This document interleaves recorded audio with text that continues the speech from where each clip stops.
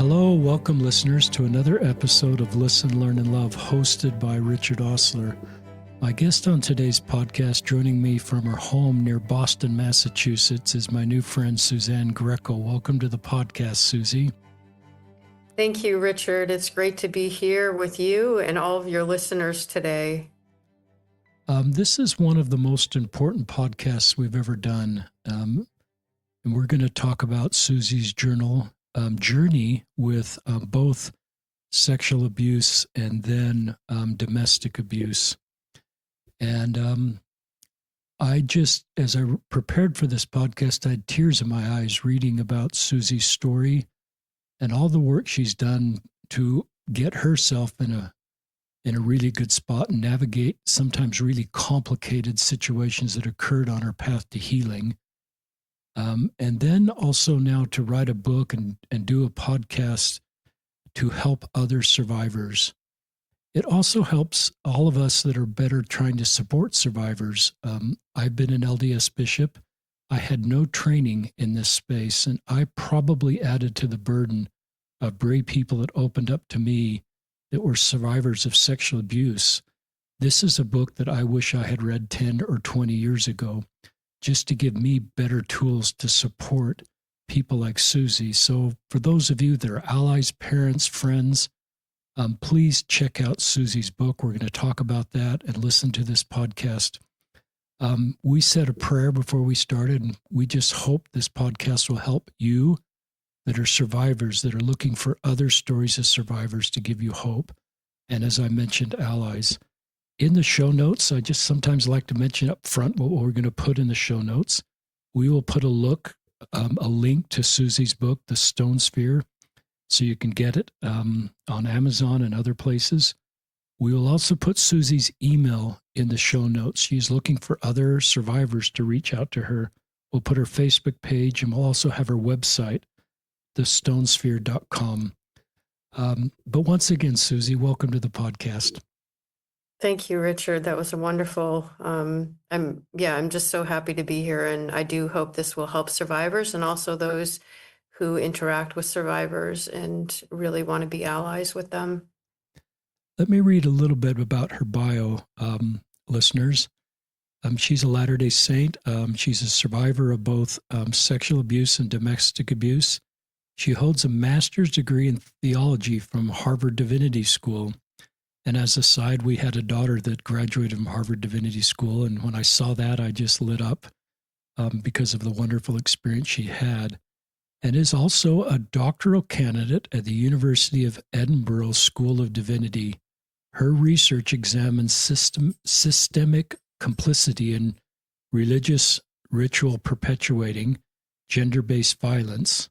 She addressed the 2023 UN General Assembly and participated in the inaugural UN World Day for the Prevention of and Healing from Child Sexual Exploration, Abuse, and Violence. In 2022, she met with Pope Francis, along with other survivors. She is a working member of the Sexual Violence Research Initiative in South Africa and the Impact Team member for the Boulder Way Forward at Utah State University. She is the founder and director of Italian Parish Records, promoting cultural preservation and social equity through archival accessibility and collaborating with scholars at the University of, how do I say that, university in Italy? Yeah, Bologna. There you go. My wife would tease me. She knows I can't pronounce these names sometimes.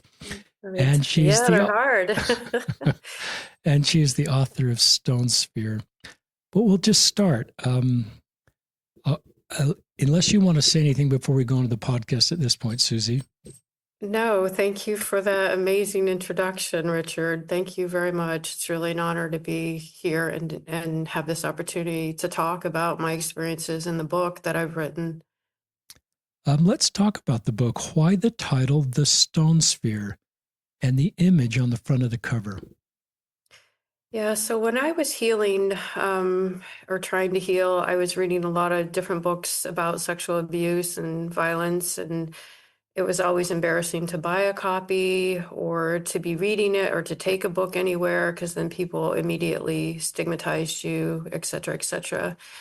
And I didn't want the cover of my book to feel daunting or to cause anyone shame for reading it. So my goal was, whether you're a survivor or an ally seeking to understand, to feel completely comfortable picking it up, holding it, and opening its pages. But on a much deeper level, the stone sphere became a symbol I clung to during my own healing. It represents the ultimate goal of my journey, and that's wholeness. For a survivor, it's about reclaiming those fragmented pieces of yourself that are shattered by trauma and integrating them back into a complete, solid, restored self. So that sphere on the cover, it's, this big globe sitting on this hill in Scotland.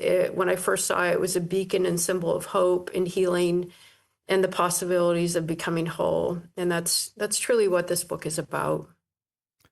What are a few main themes or popular topics from the book you would like to share?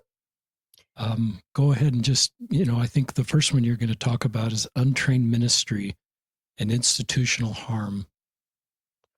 Yeah, this is okay. So this is really, I'm going to share a couple things, but this one is really, really important. And you opened this up in the beginning about how you were a bishop and you wished you had training. Mm-hmm. So the church can be a source of life-saving spiritual support and care, and it also can offer profound harm. So I write about how our LDS bishops and stake presidents and even our communities are simply not trained to handle the complexities that come with situations involving sexual abuse and domestic violence in all of its many forms. It's not usually battering, physical battering. It can come in financial, etc., social, emotional. So the standard protocols and guidelines currently employed by the church often re-traumatize the victim, and they protect the institution and the perpetrators. And this shatters the soul because the place that you run to for balm can become a source of further injury. So the book details my plunge into a profound crisis because the community and the structure I needed most failed me. So to provide a bit of background from my earliest memories, my world was not safe. I was born in Utah to parents who had converted to the LDS Church. I was sexually abused by my father, a man who himself was carrying the learned behaviors of his own abusive father. This is intergenerational patterns of abuse. And the silence around us, it wasn't enforced just by fear. It was by his position. He was a bishop. He held a lot of higher callings in the church also. So he was a respected religious and community leader. And so to survive, my mind did what it had to. I disassociated. And at age 42, the walls of amnesia, and this is really a real thing, began to crumble, and I disclosed. And I literally thought that speaking the truth would begin my healing journey. But what it did instead was it literally hurled me off the edge of a cliff that I never anticipated.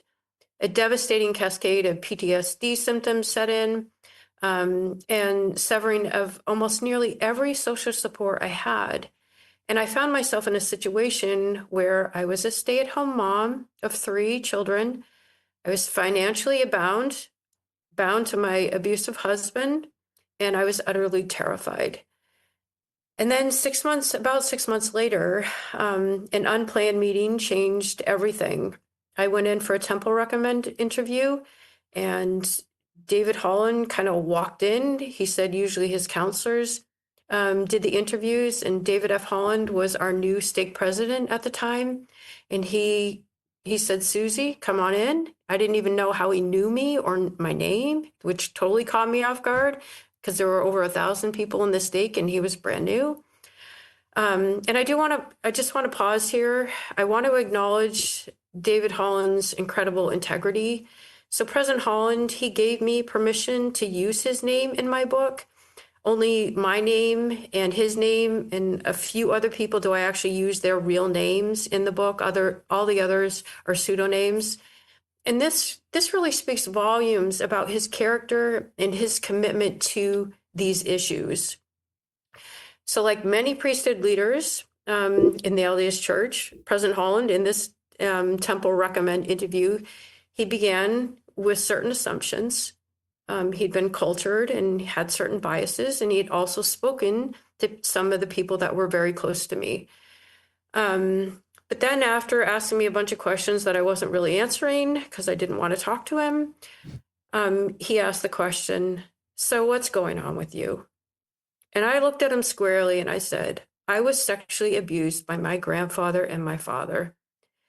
His entire countenance changed. The arrogance fell away. And then when he started the temple questions, he asked the question, "Is there anything in your conduct relating to members of your family that is not in harmony with the teachings of the church?" And I broke. I said yes, and I wept. I have said things and I had done things. Nothing terrible, but I was with the PTSD, my anger at times it was just out of control. He handed me tissues, and after a really long silence, looking at me, he said, "Are you trying?" I said, "Yes, I am trying." And then another long pause. Then he spoke words I had only heard once from God and never forgotten. And he said, "That is good enough." Then he offered me a blessing, speaking of legions of angels watching over me and who had their hopes in me. And I share this story from the book because it illustrates the profound possibility, the deep complexity of faith-based care. President Holland had no formal training, yet in that moment, he was a vessel of grace. His simple phrase lifted a mountain of shame. But over the next decade of his ministry, there was also harm. So I'm going to share another example. And this is my oldest daughter's wedding. And the question was whether my father, who had sexually abused me, would attend the temple wedding. My daughter asked if it would be okay if he attended, even though everyone knew that he had sexually abused me. Anyway, I'll get to that in a minute. And I responded that it was ultimately her decision who would be there. But then both of my bishop and President Holland strongly urged me and pressured me to attend the temple wedding. But I knew that being in the same room with my abuser before I was ready would be a form of re-traumatization. My brain was still healing from the injury of PTSD, and they just didn't get it. So to force a survivor to be with her abuser is not pastoral care.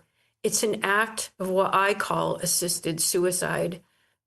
Additionally, it would have been a moral injury, and I think we need to really understand what moral injury is. It's a deep psychological distress that occurs when you witness events that violate your deeply held moral beliefs. So for my abuser to be allowed in the temple would have been an act of sustaining the perpetrator and invalidating my claims. So in all this craziness, God heard my prayers. I was praying like crazy, and a phone call came, and my daughter decided to elope. And this is the tension I want to name with care. In our communities, well-meaning but untrained ministers can offer profound spiritual comfort and care, and they can also unintentionally cause deep harm. A kind phrase lifts shame, a pressured directive can re-traumatize, and both can come from the same leader. And this is why ministerial training is not, in my mind, optional. Clear boundaries, trauma awareness, and survivor-led decision-making are the safeguards that really turn good intentions into genuine safety and healing. Love is not enough. It's really not enough, and we've got to move past that.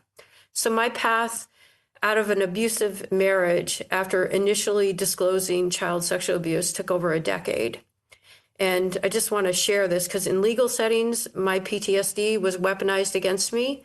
It was alleged as mental illness, but PTSD is not a moral failing. It's a brain injury. They're now recognizing it differently. And it should never be used to discredit a survivor, yet it happens every day. So after all of these experiences, I began to see a pattern, and I call it the patriarchal vortex. The system upheld my perpetrators. Civil and legal systems further traumatized me and privileged abusers.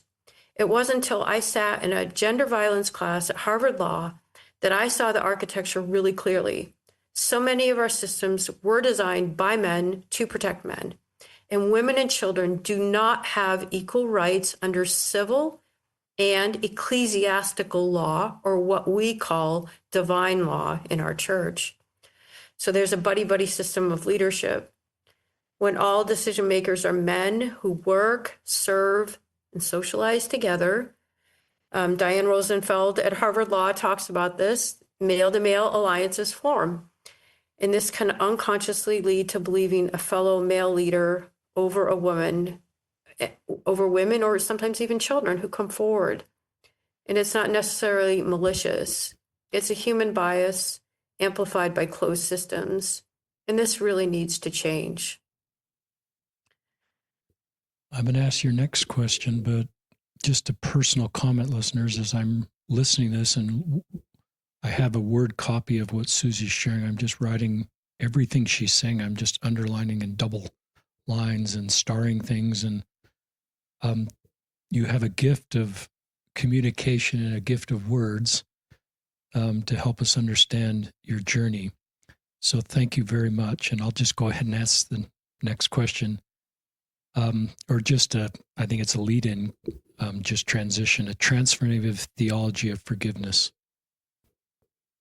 Yeah, so what I really want to talk about this because I really struggled with this forgiveness. When you're a survivor, when David Holland started meeting with me, we were struggling with this, how to apply forgiveness in the healing journey. And this, we never came to an answer until I actually started my studies at Harvard. And literally when I started my studies is when Professor Matt Potts, and he is the minister at the Harvard Memorial Church, he had written a groundbreaking work. It's a new book called Forgiveness: An Alternative Account. And I actually had the opportunity to interview him and do a write-up on his book, which I'm just so forever grateful. But he undertook this research because he recognized a critical gap. Unless a theology of forgiveness actually works for victims, it can't be considered reliable or true. And he was hearing consistently from victims that traditional approaches to forgiveness were failing them, and they were being further wounded by teachings meant to heal. So Professor Potts identifies two critical flaws. First, forgiveness is often reduced to anger management. And if you've been victimized and have PTSD symptoms or whatever, you know, this is in your area, okay? So this stigmatized the justified anger of those who have been harmed. Yet anger serves a vital moral purpose. It signals that we have been wronged. And while we shouldn't be controlled by our anger, anger itself is not inherently sinful. And second, forgiveness is often collapsed into reconciliation. When we suggest that reconciliation is the natural outcome of forgiveness, we really create a dangerous expectation. We essentially tell victims that forgiving means taking steps towards the very people or person who harmed them and potentially putting themselves in danger once again. So reconciliation may be appropriate when the offender has demonstrated genuine change and can be trusted not to cause further harm, but it should never be the assumed or required outcome of forgiveness. True forgiveness is an internal process for the victim about releasing the burden of the harm of one's own peace, entirely separate from the abuser. So Professor Potts shares that if you examine the New Testament carefully, we find that Jesus doesn't speak of forgiveness in terms of anger management or emotional suppression. And while reconciliation is valued, Jesus doesn't command us to reconcile with our enemies. He commands us to forgive them.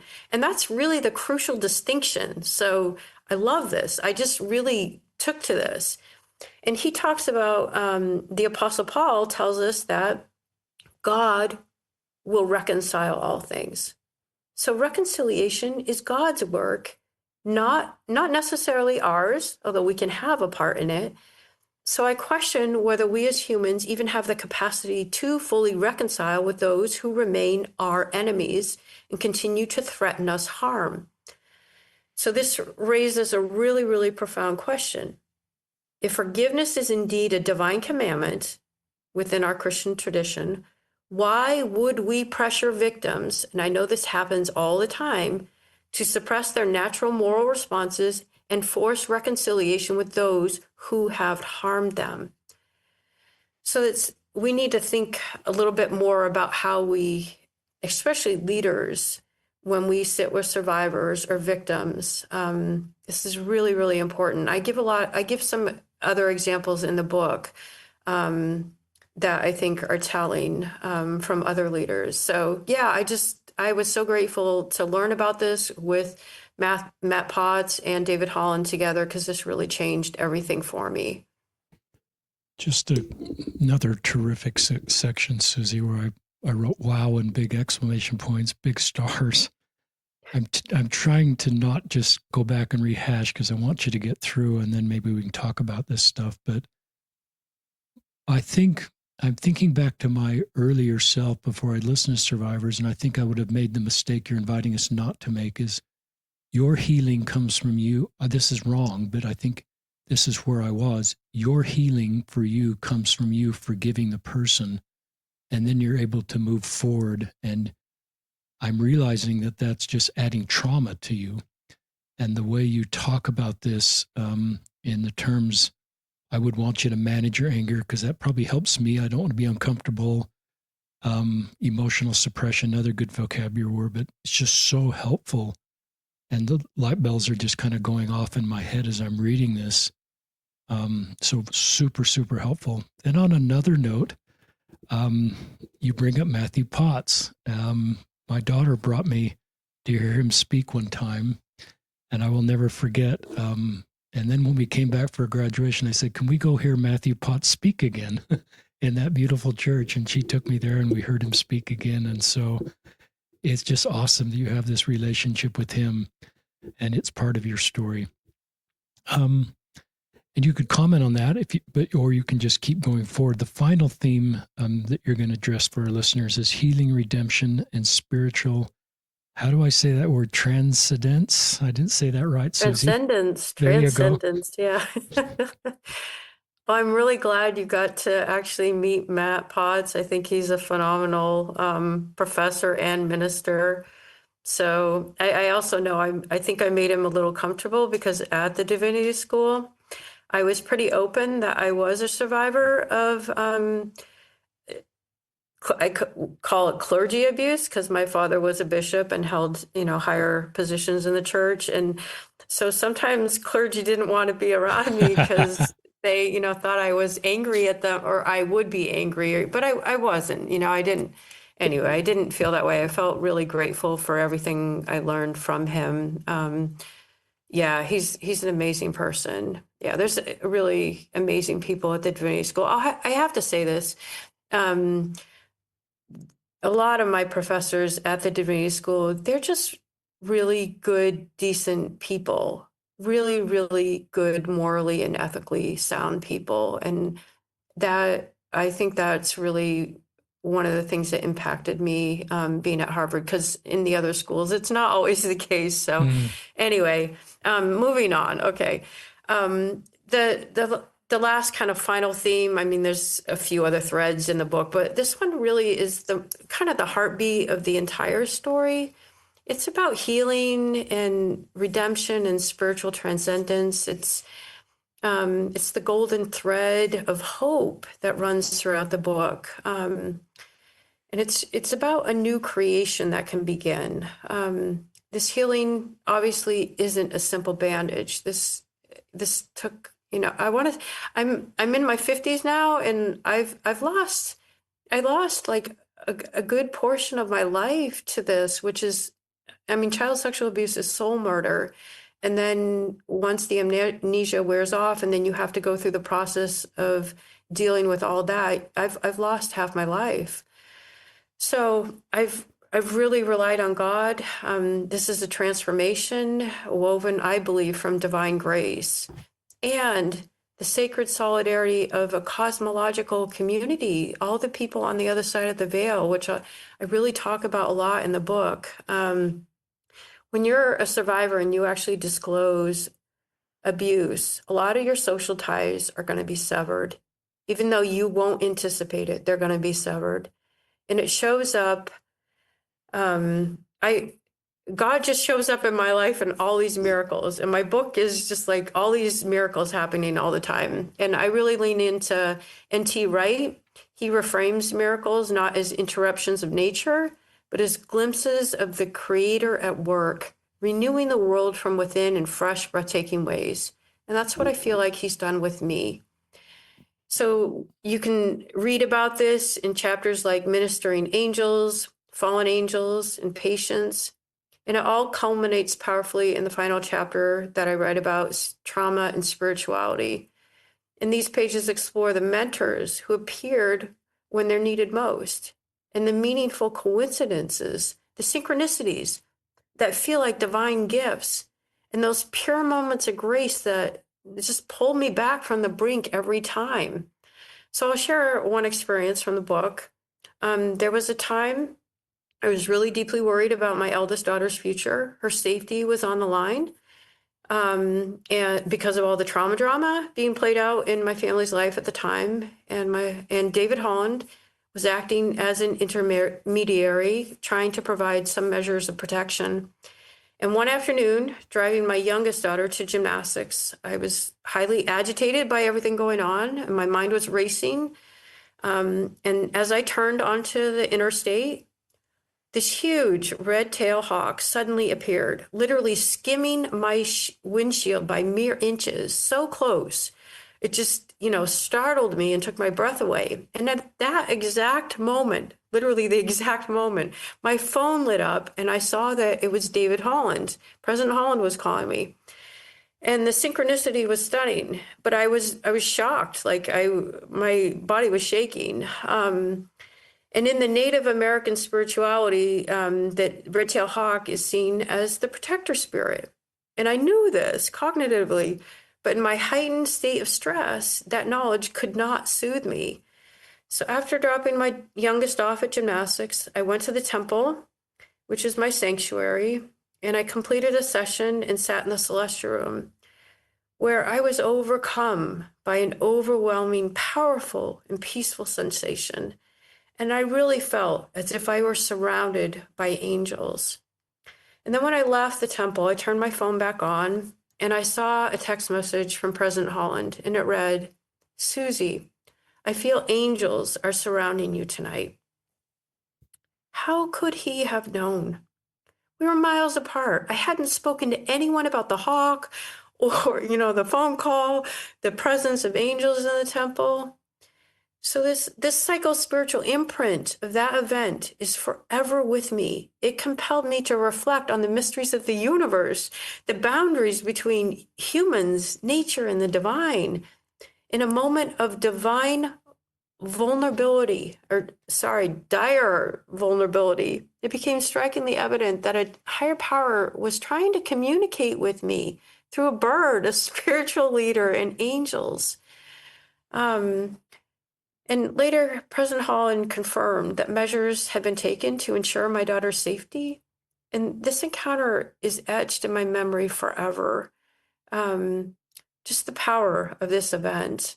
So in the book, I share experiences like this to illustrate divine grace at work in the struggle for safety and healing, not just for me, but for other members of my family.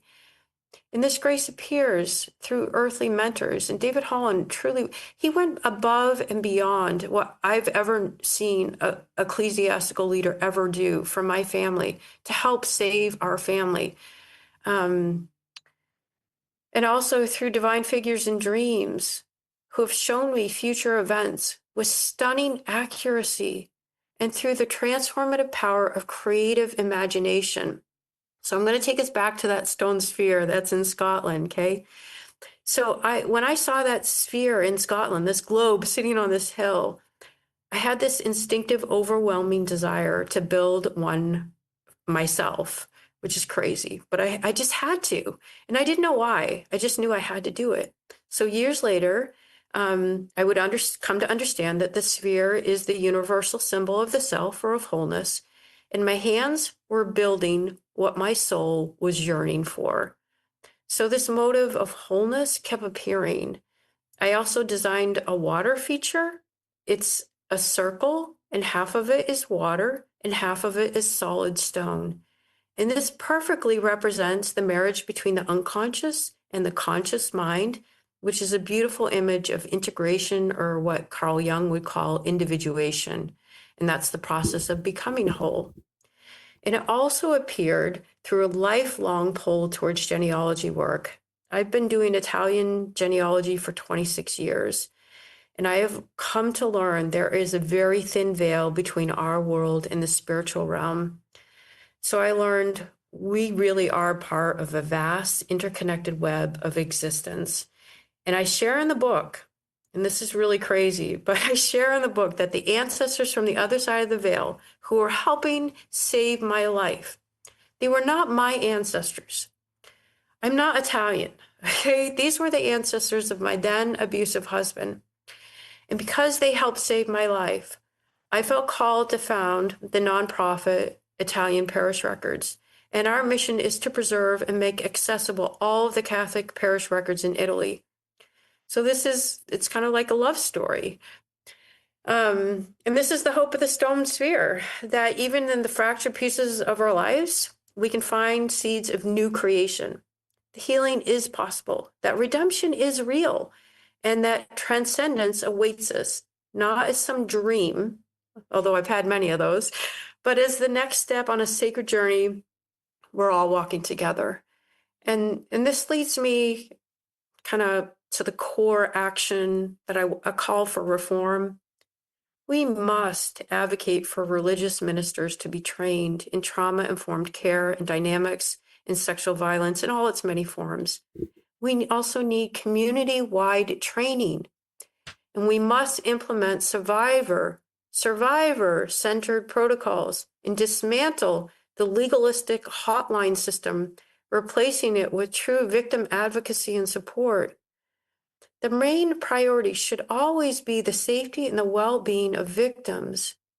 And we as survivors and members really need to demand this of the church.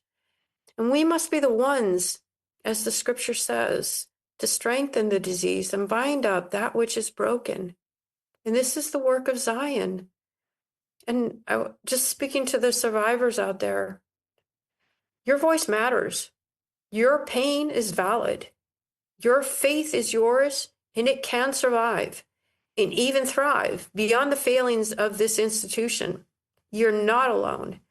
There is a divine love that sees you and knows you and is working with you, even in your deepest isolation. And I have been there, believe me.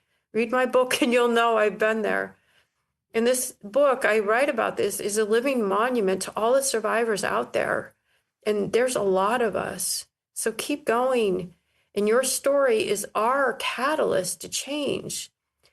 So if you are a survivor in any form, you've experienced any form of patriarchal violence in the LDS Church, and you're interested in being a participant in my PhD research, I would be honored to hear your story and have you reach out to me. So I welcome that. Okay, so that's hopefully I've shared a lot, Richard. I know I've been kind of long-winded there, but yeah, that's where I'm at. Thank you. This is where I pray that I can say things that you, our listeners, want to say to Susie, but there are people that this will be the very most helpful podcast to them ever. And they want you to know that. And it's given them hope. And they're going to read your book, and maybe they've read your book by the time thank you for your work. And Yeah. you have these gifts of communication. You communicated in 30 minutes what I would take 60 minutes to communicate. You have the gift of condensing thoughts in really powerful statements and words, and you're a terrific writer. So thank you for using that gift to bring story to your journey that helps us better understand. Thank you for all this unique Italian part of your story that is so unique. It's a sign of just healing in your character and your heart. A lot of people would have left the church because of the pain they felt from the church. Why do you stay? Yeah, that's a complicated question. I have stayed in the church, um, and I'm not sure how much to say here without getting in trouble. I've stayed in the church because my whole life and identity have been tied up in the church. I I have I can honestly say God has, and I share this in the book. I have a deep connection with my heavenly parents. And I think whether you're a Muslim or whether you're Catholic or whatever, you can have divine experiences in your temples or your sacred places. And my upbringing has been the LDS Church. And the LDS Church, and this still happens and experiences right now. I'm again tied up with problems with my bishop and stake president because they're not trauma informed, and there was kind of a forced reconciliation going on again, and they haven't been aware of things, and no one talked to me, no one asked me, no one considered my feelings in this, and this has been really once again another stab in the heart where I'm bleeding all over the place. And sometimes I ask myself, how many more stabs can you take from the church before you walk away? And that's something I'm dealing with constantly. But yeah, I know, like, I'm a temple worker, and this morning I served in the temple, and I work with some incredible people in the temple who are so amazing and such Christ-like people. And even though a lot of people in the church don't realize the harm they're doing, there's also a lot of people in the church, like David Holland and my temple community in Boston, who are so supportive of me. So I'm holding tensions. I'm holding a couple tensions here. I want to create change in the church so other survivors don't get hurt. So I stay in the church because I feel that the church listens to you if you stay in the church. This hasn't been an easy stay for me. It really hasn't. But I believe in Christ, and I believe in our divine parents, and I believe there is divine power there. Um, yeah, it's complicated. What a terrific, spontaneous, honest answer, Susie. And um, thank you for that. A lot of people need to hear stories of people that are trying to make it work, but also candid about the limitations or pains of the institutional church at times. I've had to separate listeners. The gospel of Jesus Christ, which is the pure water in a swimming pool, is the analogy I use, that's pure and whole and good. And the swimming pool or the hot tub is the ceramic holding or the whatever hot tubs are made of. And you can sit in there and be jarred with edges underneath the water line that only you feel and other people never feel, so they don't think they're there. And that holding of the pool or the hot tub to me represents the institutional church. It's needed to make the gospel of Jesus Christ a reality in your life, but it can and does, if you so will illustrate, bring harm. And I don't know if we teach that way in the church. We sometimes teach the members aren't perfect, but the church is, but that doesn't work for me anymore. Yeah, me neither. And go Yeah. ahead. No, that's a beautiful metaphor that you're using, and I think it is really, really true. And I think oftentimes we're very blinded because we want to have that narcissistic view of the perfect church because we talk about our church, in such a radiant way. Um, and Christ can work through our church, but I think Christ is, I know that from my personal experiences, and I have a journal article coming out through Dialogue. It will come out real soon. That I talk about this. I believe Christ wants these type of harms to children and women to stop, and we have got to create change and reform in this area because a lot of women and children are leaving the church because of the harms that are being done in this realm. And I think leaders in the church need to really, really need to sit down and look at reform. And I'll share this. I worked with Diane Rosenfeld, who is the gender violence director at Harvard Law, and I worked with David Holland, and I wrote up this pilot project for the church to initiate reform. And David Holland, because he was my stake president at the time, passed it on to higher leaders to get it to go through. And it was just sidelined or, stopped. And then I also met with Scott Taylor, ended up in the hands of Elder Scott Taylor, who is our area authority. And he is actually a scholar who works on sexism here in Boston at one of the universities. And he also kind of pushed it through to see what happened. And once again, it was stopped. And I've during this time, I've seen other people try to get reform initiatives to go through, and they've also been stopped. And that's when I was like, wow, what's going on here? And that's when I was like, okay, I need to do my PhD work on this.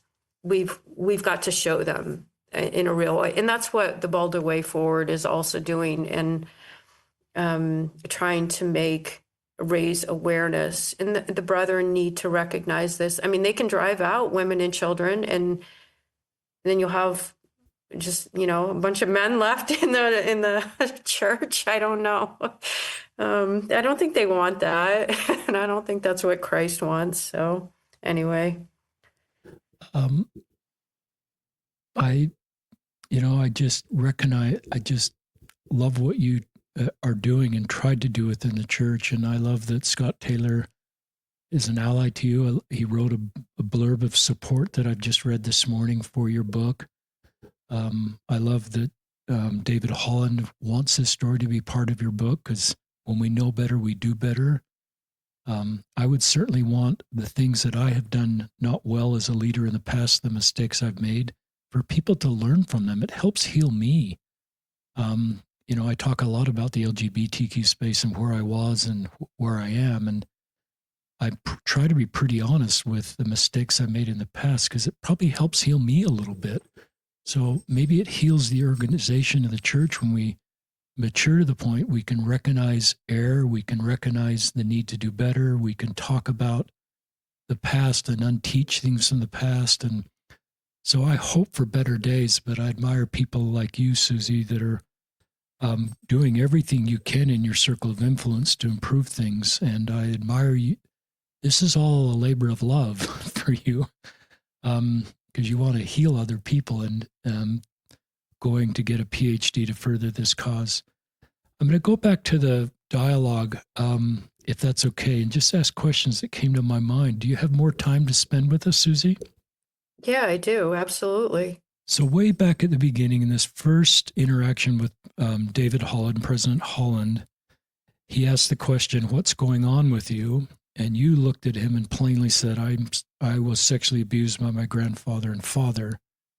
And you talk about his countenance changed, his arrogance fell away. And then he asked the standard temple recommend questions. I don't know if that's the next thing he said, but I thought, did he ask, tell me about the abuse? What would have been the best question a local leader would have asked once somebody says this statement, I was sexually abused, or I am being sexually abused? What's the best next thing a friend, a local leader could ask at that point or say at that point? Yeah, that's a really, really, really critical entry point, or it's a deterrent. So he asked me how old I was when the abuse started, and I didn't answer him. I wasn't going to answer him. I didn't know him. I had no relationship with him. I didn't know if I could trust him. All I knew was he was the son of an apostle. He was a privileged man, um, with his privileged upbringing, and I wasn't going to talk to him. There was no trust there. So if you don't have a entry point of trust, you've got to say the right thing. And maybe if you've known a leader for a while and you've kind of felt them out or whatever, it would be different. But the entry point for someone who is disclosing is really in some way, shape, or form. Okay, not this doesn't have to be exact here, but is what can we or I do to help you? How can I make you feel safe? Are you okay right now in your situation? It's all about turning it from you feeling scared as leader to how can I help you? You've come to me and you obviously you're disclosing that and you're showing trust in me enough that you would share that so you can express that back to them. You trust me enough to share that you were abused. How can I help you? How can I help you feel safe? How do you see me or the church? One of the things I think we get confused as leaders, and I heard this over and over, and it really kind of ticked me off, is this is what I can do for you. I'd heard this from bishops, and sometimes President Holland would say, this is what I can do for you. And I wanted to say, are you saying this is what the church can do for me? Or is this what you're saying as a friend you can do for me? So you need to make the distinctions clear is, what the church, what they as an ecclesiastical minister can do for you. So ecclesiastical ministers actually can't do a whole lot. And they should be saying, if you are really unsafe right now, I need to put you in contact with a professional who knows these type of situations, because I'm going to manhandle this and I don't want to cause you harm.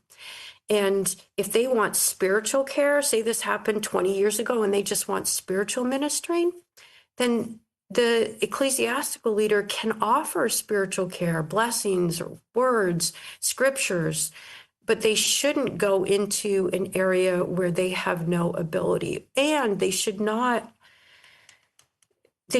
say, I'm not sure if I believe you, or, you know what, you're at fault here. What were you wearing? Or cause the person any type of shame or blame. If a young woman comes in and says, I was, me and my boyfriend, whatever, something happened, it should never be, what did you do to entice him or whatever. I mean, bishops don't understand consent. And I'm not talking about just in dating relationships, but also in marriage. We do not understand that when you get married, you don't have sexual rights to your spouse's body.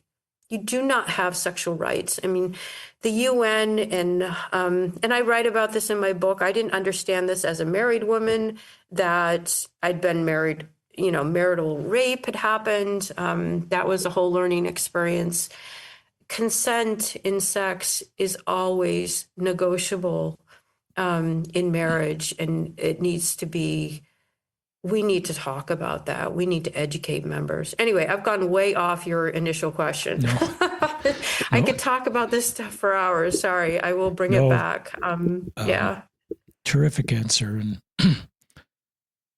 I was thinking about, if local leaders are listening, having a training meeting with, the men and women of your stake and playing clips of this podcast. I just wish I had heard that very clip that section you just said 10 or 15 years ago, on how to handle those first conversations.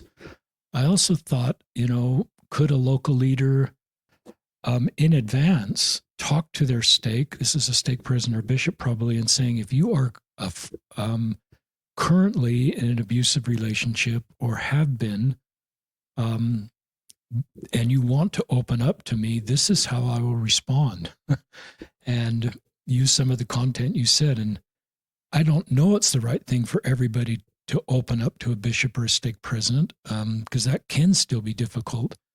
But I don't know if that's a good idea or not, Susie, but I've always wanted as a parent in my later years, and I wish I could go back in my bishop assignment and sort of go through the things that the YSAs may be working through and just say in advance of my own children, if this is going on in your life, this is how I will respond, because I want to walk with you on this journey with you. Any thoughts on that?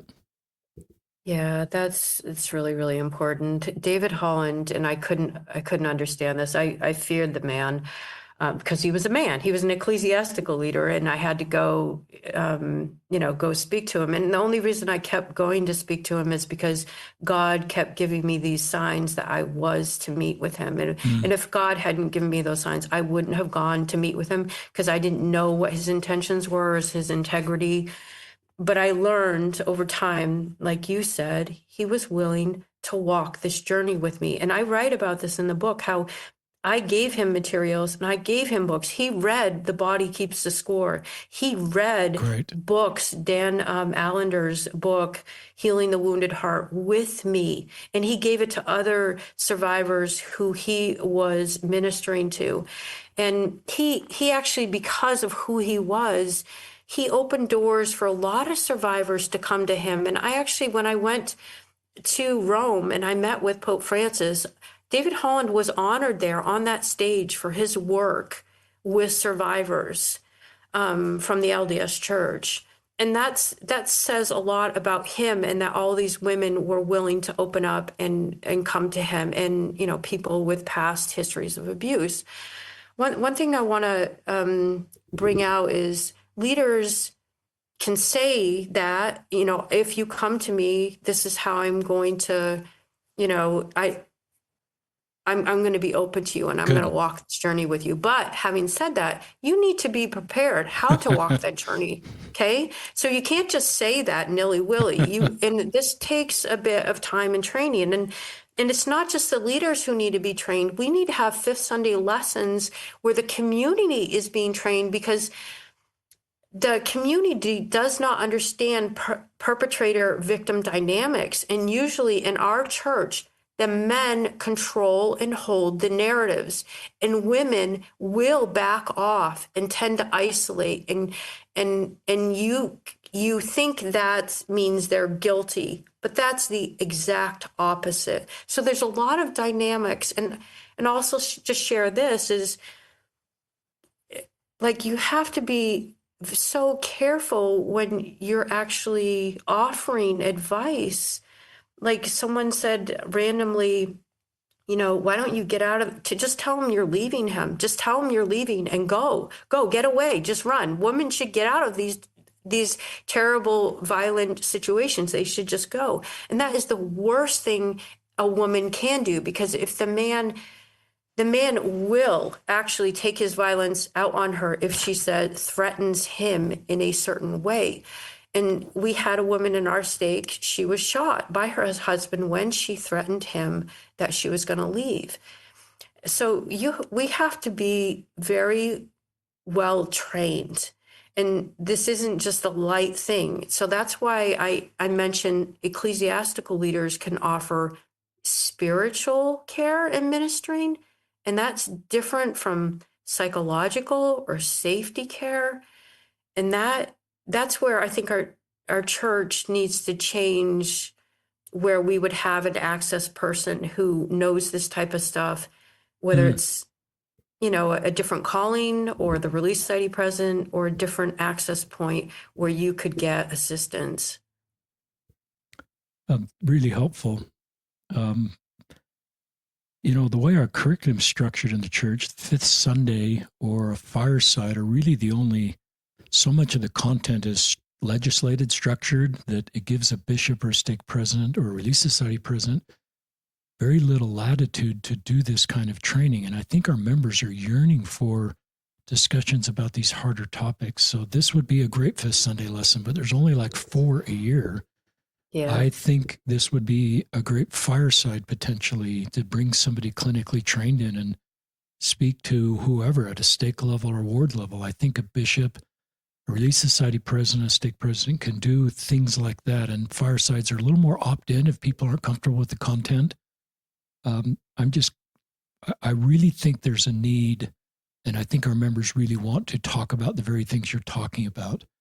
And I personally, some of those Fifth Sundays, I feel like they're so typical topics that it doesn't move me anymore. I'm looking for this kind of content. I wrote down there's a scripture that came to mind when you were talking about some of this, and it's in Zechariah 13:6, listeners, wounded in the house of my friends. And it's my favorite scripture to sort of talk about church generated trauma or church generated pain, where we believe that church is this healing place, but as you so well show, it can be a grace place of great woundedness. And then it's almost worse, because if the woundedness occurs outside of our church, it's a little easier to turn to our church for healing. But if that's all sort of part of the same vortex, it's harder. So just a thought there. I'm going to reread something you said because it's just so powerful to me. Two paragraphs. This is why ministering training is not optional. Clear boundaries, trauma awareness, and survivor-led decision-making are the safeguards that could turn good intentions into genuine safety and healing. Love alone is not enough. And then your next paragraph here, Susie. My path out of an abusive marriage after initially disclosing child sex abuse took over a decade. In legal settings, my PSD was weaponized against me, alleged as mental illness.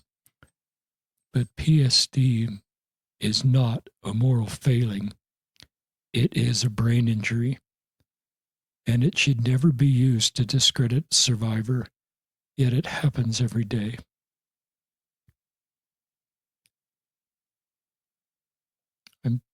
I'm emotional reading that. Yeah. It's so powerful, those words that you share. And then you Yeah. have this term patriarchal vortex that's so powerful. I don't know if you go back to that section of your story, but it was so powerful for me. Yeah, so I'm not like an angry like most people know me. I'm not an angry, crazy person. And then when I disclosed, I had a meeting with a state president and my parents to talk about to address the child sexual abuse. And then shortly after that, my then husband, I had a dream that showed that he was going to push me off a cliff. And 2 weeks later, not I'm not going to. You can read about it in the book. He did. He pushed me off a cliff, and Wow. so I was already experiencing PTSD symptoms, and then that just exacerbated everything I was going through, and I and during this time, it's like I was vomiting all over the place. I write about this, like, you didn't want to spill milk in my house because mom was going to snap. And that's not my standard protocol. Today I'm very different. And even anyway, I knew it was a brain injury. I talk about this in the book, and I experienced it. I actually expressed this to David Holland. I felt like there were wires severed in my brain, and it was just like the electricity was just spewing everywhere, and someone needed to cap those wires, and they needed to heal and to get back into place and to just get back into the relaxed mode. And that doesn't happen instantly, especially if you are that's happened and someone keeps cutting the wires over and over. And that's what my then husband was doing. He literally kept gaslighting me, or financial abuse, adding more abuse on top of abuse. And I talk about it, how could I heal? How could I heal when I was getting further beaten up? And I wasn't trying to be a bad person, but I was a bad person. because my anger was out of control. And that's where I talk about yoga in the book. It really started to center me. The temple always brought me incredible peace, bringing me down. Um, so I had to find ways I could heal. And I really, I'll share this. I really got upset one time. David Holland sent me a text message and he said, "What are you doing for your healing?" And I wanted to say, why should I have to do all this work for my healing? Why? I keep getting hurt and people keep hurting me. Who is helping me with my healing? Why do I have to do all the work? I've been through so much. Why is all the work placed on me? Who is going to help me? So I hope we can have patience when we're working with people or when we know people. They can heal. It takes time, though. A brain injury is severe. If you think about a wounded bone, a broken bone or a wound on a different part of your body, think about your brain being wounded. And that takes time, and we need to have understanding about that. And we don't. Thank you for staying with us and just continue to share. It's really helpful for me. Thank you for that last segment. I'm going to reread 2 more paragraphs if that's okay. Yeah. Professor Potts identifies 2 critical flaws. This is in a better approach to forgiveness. First, forgiveness is often reduced to anger management. This stigmatizes the justified anger of those who have been harmed. Yet anger serves as a vital moral purpose. It signals that we have been wronged. Why we shouldn't be controlled by anger? Anger itself is not inherently sinful. And I put a wow with 3 exclamation points, Susie, because I really agree with that. Second, forgiveness is often collapsed into reconciliation. When we suggest that reconciliation is the natural outcome of forgiveness, we create a dangerous expectation. We essentially tell victims that forgiving means taking steps towards every person who has harmed them, potentially putting themselves in danger again. So back to the first paragraph, I've heard church leaders say, being offended is a choice. And so there's conference talks that do directly say, don't get angry. It's a choice to be angry. And faithful Latter Saints, don't get angry. And maybe I would have said the same thing if I was a general authority at one point. But that's just, any comments on that? It's just super insightful. So I think if God designed us the way he does, okay, then anger, and I totally believe, in this, that anger does and can serve, it does serve a purpose. When someone really harms you and you have those reactions where you're angry, you're feeling that for a reason. And I disassociate. Children who are sexually abused, you disassociate that anger for so long that this is why you have PTSD. If you had actually addressed the anger when you were a child and said, he's harming me, I'm scared and I'm angry at him, and it had been addressed back, at the time, it would have created the trauma. So whenever we tell people not to be angry, which is an emotion that God has given us, he made us, when we don't deal with it in appropriate ways to say, don't be offended, don't be angry. No, I don't think that's right. I think how we handle the anger, obviously, and Matt Potts talks about this, but you have to respect that anger. You don't want that person, to be harming you because they've been harmed. You don't want those type of responses, but you have to acknowledge it, and just acknowledging that someone's been harmed can take anger away and start working through that. So when you don't work through it and you suppress it, that's to say don't be offended by. How can you not be offended when someone's harming you physically or emotionally or financially or abusing you? I think that that doesn't hold water. And scripturally, I don't think that holds water. Thank you. And I love where you follow up with the New Testament. I'll read just this line. We find that Jesus doesn't speak of forgiveness in terms of anger management or emotional suppression. And why reconciliation is valued, Jesus doesn't command us to reconcile with our enemies. He commands us to forgive them. That's a crucial distinction. Super powerful.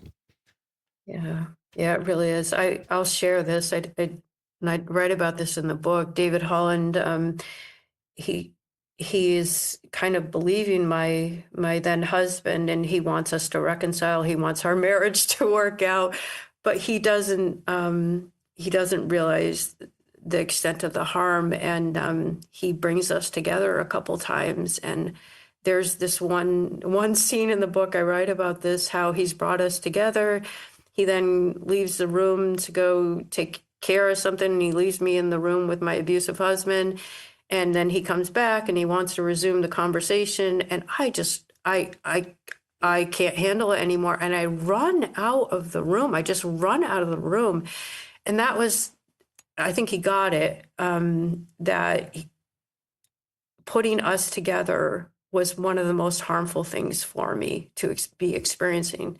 And it took him a while to realize that. And so it's natural in our church to want to save families, because we have this doctrine that families are eternal. And I understand the importance of saving families, but I also understand, and God understands, our divine parents understand, when there's real harm being done, it's not about reconciling the family unit.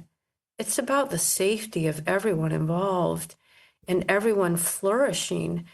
And if you can't flourish together in a family unit, then that's probably not how God wants it to be. And we need to get past that. I think one of the most harmful doctrines are families. As lovely as it is, families are forever. Families can be so many different things, and I think we look at it so myopically. So reconciliation, we need to be really careful. We should ask whoever it is we're working with, what is your desire for your family? How do you see this coming together? Do you want to meet together with your abuser? Would that be beneficial? Reconciliation really needs to be thought about differently and not forced at all. Wow. Super helpful. I agree. If I was never a bishop of a married ward, but I would agree that probably my bias would be I want to keep a family together.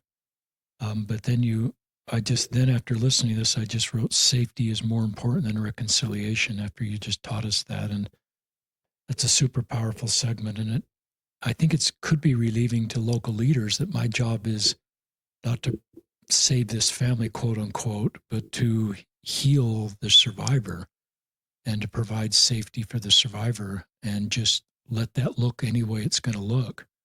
And ask, like you said, really open questions as a survivor on how best I can help you and what do you want and what do you think is best. Survivor-led and survivor safety they're at the heart of all of the work that's being done in this realm right now.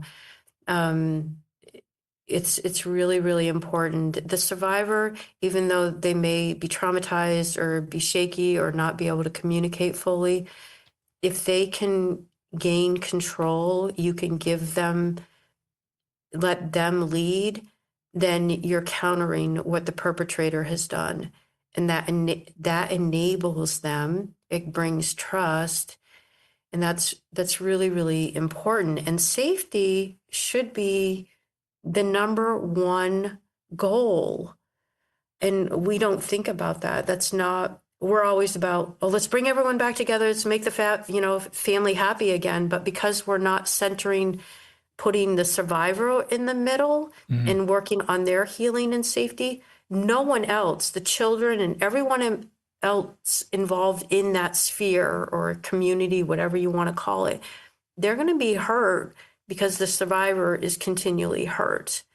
So when we can be survivor focused and centered and change that paradigm, that's when they're going to start healing. And that will then overflow into all the other communities that they're associated with and working with or interacting with.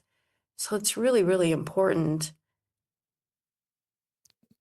I'm going to read from the very end of your outline here. This leads me to the core of the book's call to action, a call for reform. We must advocate for religious ministers to be trained in trauma-informed care and the dynamics of sexual violence in all its forms. We need community-wide training. We must implement survivor-centered protocols and dismantle the legalistic hotline system, replacing it with true victim advocacy and support. The main priority must always be the safety of the well-being of victims. We as members must demand this. We must be the ones to, as the scripture says, strengthen disease and bind up that which is broken. This is the work of Zion. That got about 8 stars from me, as you said it the first time, Susie. And my experience with our church, I called our church hotline once, listeners, sorry to refer back to my assignment as a bishop, but it just is my context for this space a little bit. And that was not, I recognized that as I had that discussion with the hotline, this was more about protecting the church than the person I was calling about. And it wasn't exactly a testimony building experience, Susie. Yeah. And on some pragmatic way, I recognize the institutional church needs a legal system to defend itself. Maybe not. Maybe it's strong enough that it doesn't need that. But there was no victim advocacy support group. There was no likewise church system set up for the woman that was opening up to me about really difficult things in her life that caused me to call the hotline. So there was no plan B or a different plan A or a parallel path that was all built to support the person that I was trying to help and didn't have the tools to do that.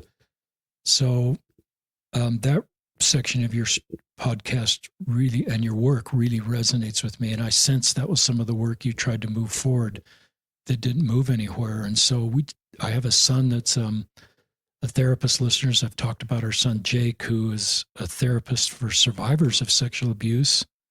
And he, that's one of the things that's very difficult for him to see organizations that don't provide, the very things you're talking about providing.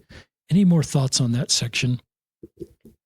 Yeah, this one gets me a little worked up, but yeah, so whenever you hire an attorney, they're representing a client, and the church has this hotline that the first thing, if an abuse victim comes in, the bishops or the stake president is to call the hotline.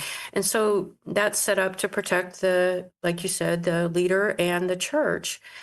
And there's nothing there for the survivor or the victim coming in, the person reporting.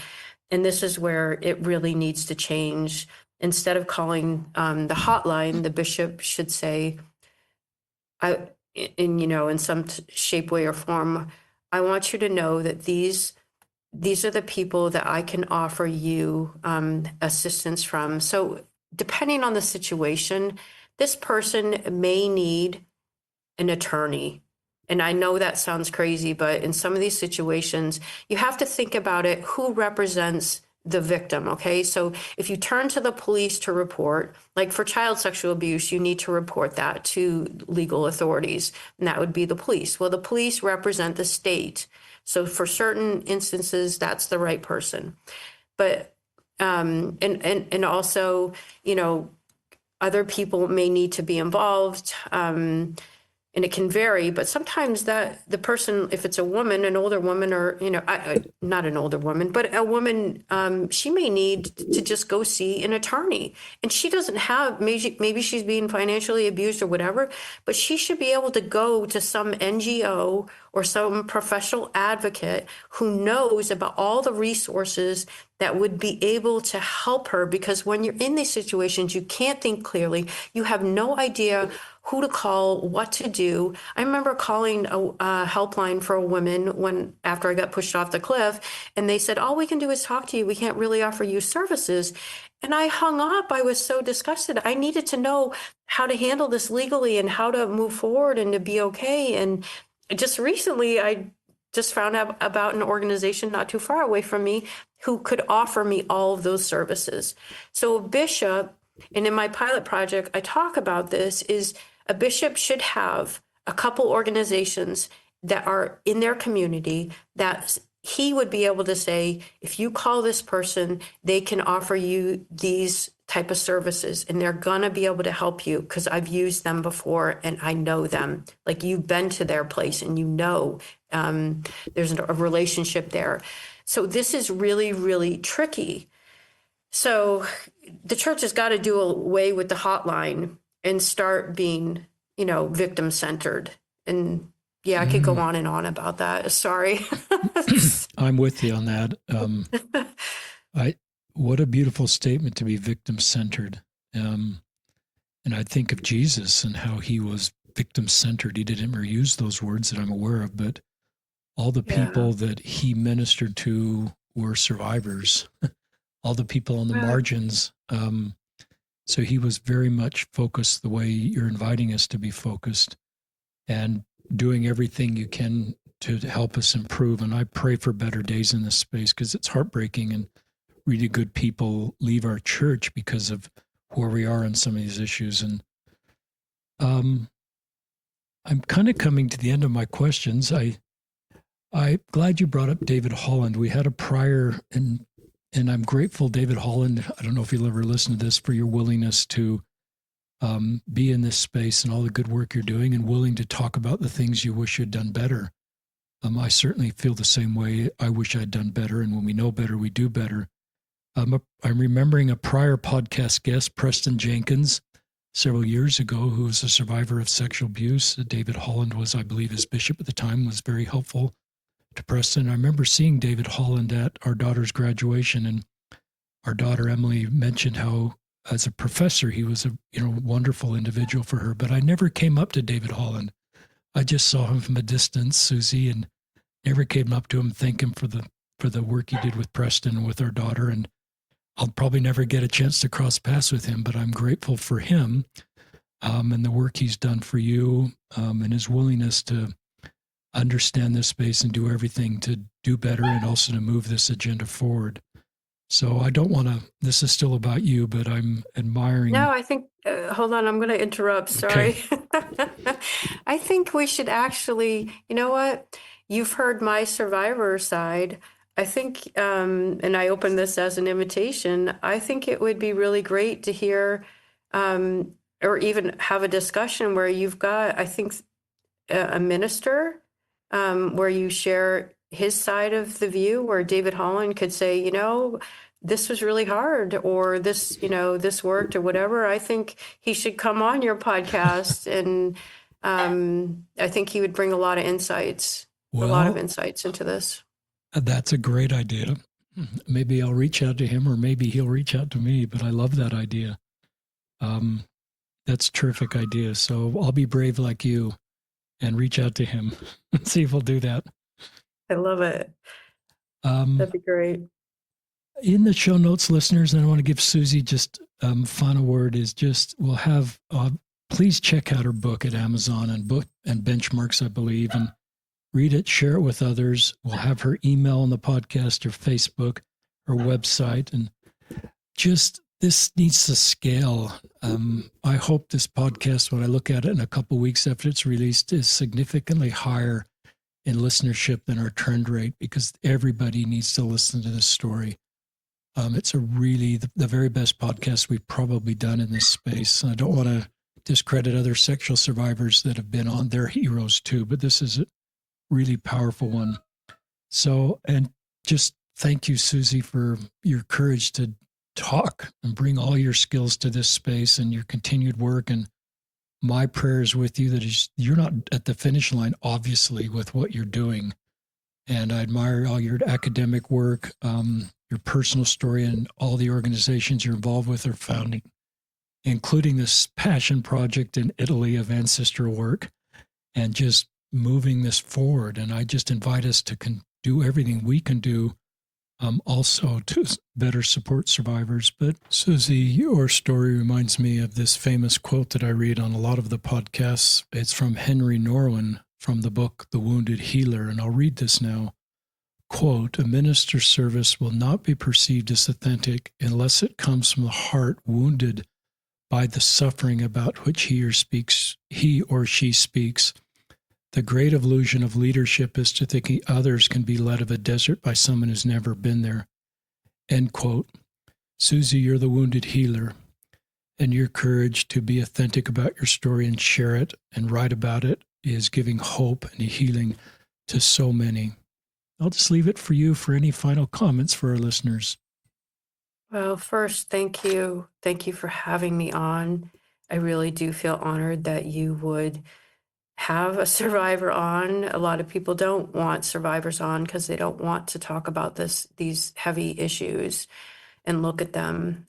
So thank you for your support, and thank you to your listeners who will listen to this. And for the survivors and allies out there, I really do hope that I hope my story can bring just a platform of solidarity.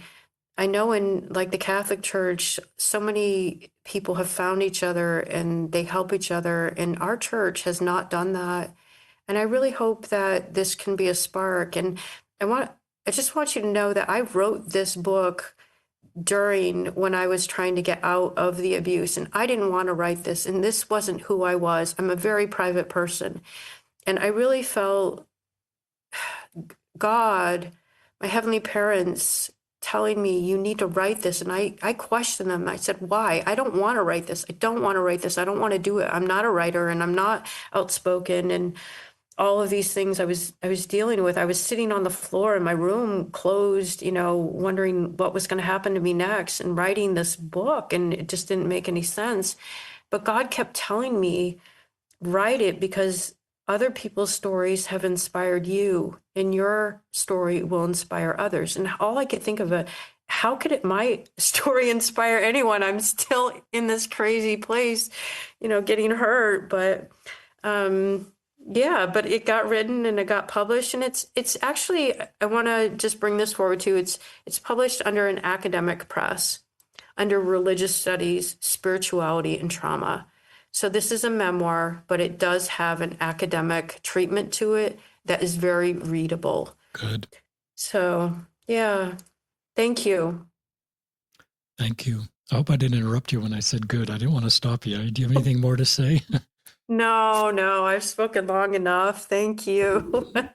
My feeling is our listeners that are walking this road or don't want this podcast to end and are grateful for everything you're sharing. They need your voice of hope and perspective and the real way you talk about this. So this is Richard Osler and Susie Greco signing off on another episode of Listen, Learn, and Love.